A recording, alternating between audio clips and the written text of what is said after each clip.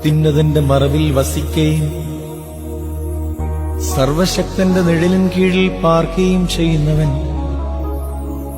യഹോവയെക്കുറിച്ച് അവൻ എന്റെ സങ്കേതവും കോട്ടയും, ഞാൻ ആശ്രയിക്കുന്ന എന്റെ ദൈവവും എന്ന് പറയുന്നു. അവൻ നിന്നെ വേട്ടക്കാരന്റെ കെണിയിൽ നിന്നും നാശകരമായ മഹാമാരിയിൽ നിന്നും വിടുവിക്കും. തന്റെ തൂവലുകൾ കൊണ്ട് അവൻ നിന്നെ മറയ്ക്കും. അവന്റെ ചിറകിൻ കീഴിൽ നീ ശരണം പ്രാപിക്കും. അവന്റെ വിശ്വസ്തത നിനക്ക് പരിചയം പലകയുമാകും.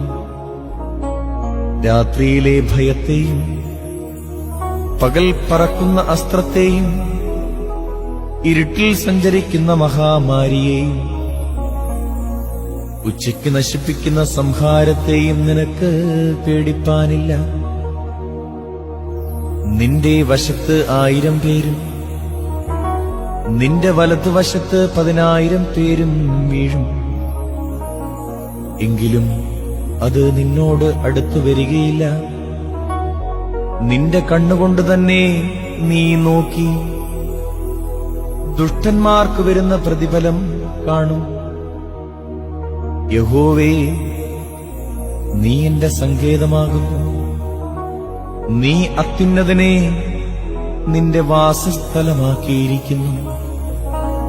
ഒരു അനർത്ഥവും നിനക്ക് ഭവിക്കയില്ല.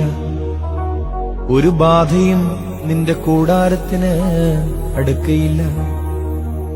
നിന്റെ എല്ലാ വഴികളിലും നിന്നെ കാക്കേണ്ടതിന് അവൻ നിന്നെക്കുറിച്ച് തന്റെ ദൂതന്മാരോട് കൽപ്പിക്കും. നിന്റെ കാൽ കല്ലിൽ തട്ടിപ്പോകാതിരിക്കേണ്ടതിന് അവർ നിന്നെ കൈകളിൽ വഹിച്ചുകൊള്ളും. സിംഹത്തിന്മേലും അണലിമേലും നീ ചവിട്ടും. ബാലസിംഹത്തെയും പെരുമ്പാമ്പിനെയും നീ മരിച്ചുകളയും.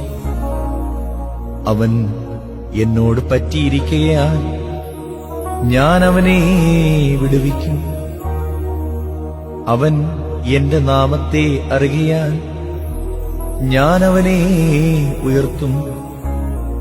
അവൻ എന്നെ വിളിച്ചപേക്ഷിക്കും, ഞാൻ അവന് ഉത്തരമരുളും. കഷ്ടകാലത്ത് ഞാൻ അവനോടുകൂടെയിരിക്കും. ഞാൻ അവനെ വിടുവിച്ച് മഹത്വപ്പെടുത്തും. ദീർഘായുസ്സുകൊണ്ട് ഞാൻ അവന് തൃപ്തി വരുത്തും. എന്റെ രക്ഷയെ അവന് കാണിച്ചു കൊടുക്കും.